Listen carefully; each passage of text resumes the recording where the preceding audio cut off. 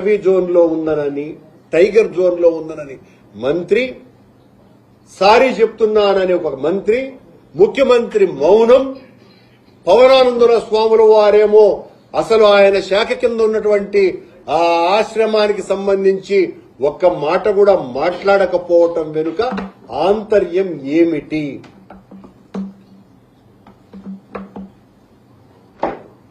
దీని మీద గత ప్రభుత్వం వైఎస్ఆర్ పార్టీ అధికారంలో ఉన్నప్పుడు జగన్మోహన్ రెడ్డి గారు ఆ ఆలయ పవిత్రతని, ఆ క్షేత్రం యొక్క పవిత్రతని, దాని మీద అటవీ శాఖకు వారికి ఉత్తరాలు కూడా రాసి క్షేత్రాన్ని కాపాడాల్సినటువంటి అవసరం ఉన్నదని కేంద్ర అటవీ శాఖ మంత్రిని విన్నవించటం కూడా జరిగింది.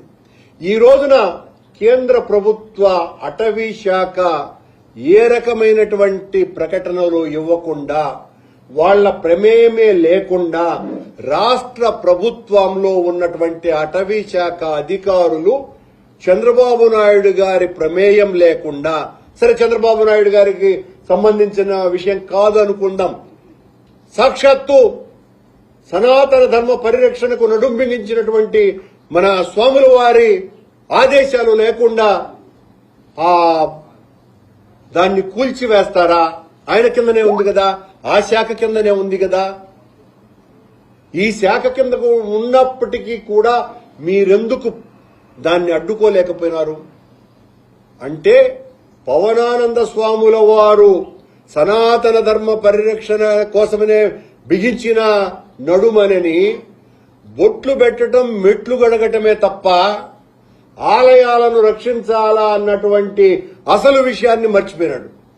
ఎంతసేపు బీజేపీకి కొమ్ముగాయాలా, ఆ బీజేపీని ఎలా మొయ్యాలా అన్నటువంటి విషయంలో తలమునకలై ఉండటం మూలంగా ఇంత ఘోరమైనటువంటి సంఘటన జరిగితే కూటమిలో ఉన్నటువంటి కాషాయ దళం కూడా స్పందించాల్సినటువంటి అవసరం ఉన్నది కదా.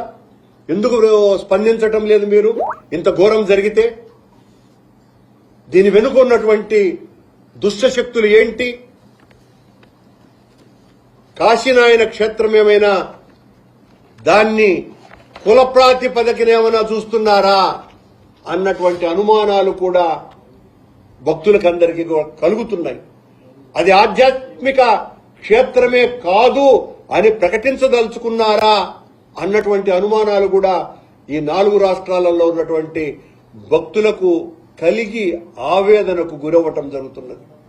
ఇంత దారుణమైన హీనమైనటువంటి చర్య, ఓ అన్నదాన సత్రాన్ని కూల్చివేయాలా అన్నటువంటి ఆలోచన, అది కూడా ఆధ్యాత్మిక పురిలో జరగటం అన్నదాన్ని వైఎస్ఆర్ కాంగ్రెస్ పార్టీ భక్తులందరి తరఫున తీవ్రంగా ఖండిస్తున్నాం.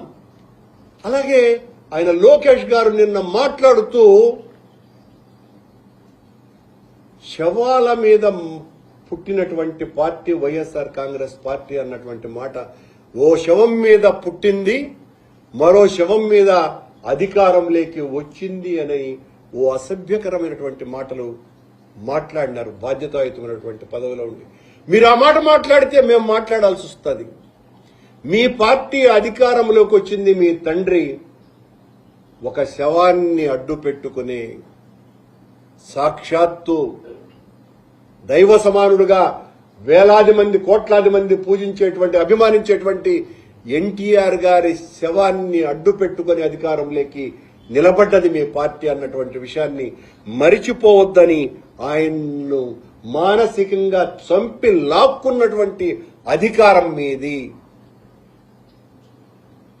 అది సత్యమైనటువంటి విషయం కదా. మీ పీఠం కింద, మీ అధికారం పీఠం కింద నా పాత మిత్రుడు పింగళి దశరథరాం, వంగవీటి మోహనరంగా ఇలాంటి ఎంతో మంది శవాలు దాక్కుని ఉన్నాయి అన్నటువంటి విషయాన్ని కూడా లోకేష్ గారు మీరు గుర్తించాల్సినటువంటి అవసరం ఉన్నది. జగన్మోహన్ రెడ్డి గారిని తిడితే సరిపోతుంది, మేము నమ్మేస్తాము అని అనుకుంటే మీ పాప భాండారం, మీ రక్తసిక్తమైన హస్తం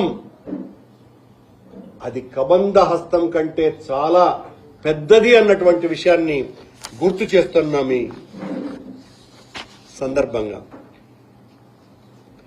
గిల్లి జోలపాడటం, చంపి మాల వేయటం, వెన్నుపోటు పొడిచి పీటమెక్కటం, పీటలెయ్యటం మీ పార్టీకి ఉన్నటువంటి లక్షణం అన్న సంగతిని కూడా ఈ సందర్భంగా మీరు తెలుసుకోవాల్సినటువంటి అవసరం ఉన్నది. కూటమి ప్రభుత్వంలో కూర్చున్నందుకేనేమో కాషాయ దళం నోరు విప్పటం కూడా మానేసింది. ఆలయ విధ్వంసాల మీద, సనాతన ధర్మానికి ఆంధ్ర రాష్ట్రంలో జరుగుతున్నటువంటి అన్యాయాల మీద, వెంకటేశ్వర స్వామి క్షేత్రంలో అడుగడుగున రోజుకొక దాష్టీకం జరుగుతున్నది. ఆలయ పవిత్రతను కాపాడాం, దళారిని అరికట్టేశామని చెబుతున్నటువంటి కూటమి ప్రభుత్వంలో రోజుకొక దళారి వాళ్లు పట్టుబడితేనే దొరుకుతూ ఉన్నారు. పట్టుబడినటువంటి దళారీలు ఇంకెంతమంది ఉన్నారో. ఇదా పవిత్రతను మీరు కాపాడుతున్నటువంటిది? ఇదా లడ్డూ కౌంటర్లో కాలిపోతే ఇది ఆలయ పరిరక్షణ? ఇది పవిత్రతను కాపాడటమా?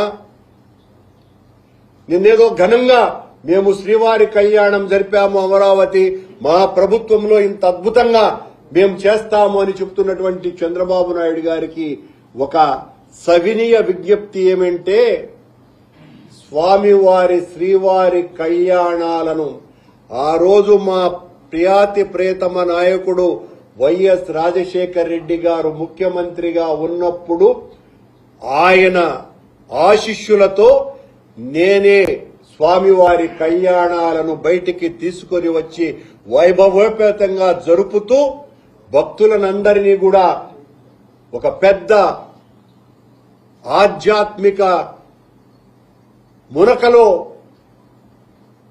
వేసేటట్టుగా చెయ్యాలి అన్నటువంటి ఆలోచన రాజశేఖర రెడ్డి గారు ప్రభుత్వంలో తీసుకున్నటువంటి నిర్ణయం చంద్రబాబు నాయుడు గారు మీరు అంగీకరించినా అంగీకరించకపోయినా 2004వ సంవత్సరం డిసెంబర్ నుంచే ఇది శ్రీవారి కళ్యాణాలను బయటికి తీసుకురావటం అన్నది జరిగింది.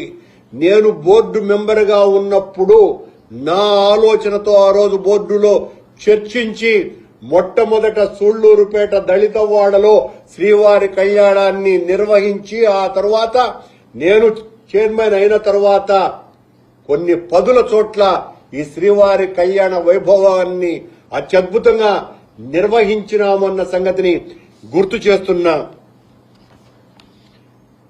రెడ్ బుక్ గుడ్డితనం కమ్మి గతంలో ఆలయాలను కూల్చిన మడ్డి ఆలోచనలు మళ్లీ వచ్చి కాశీనాయన క్షేత్రంపై కాళికలా పడ్డది కూటమి ప్రభుత్వం. ఇది సరైనటువంటి పద్ధతి కాదని ఎవరు కూల్చి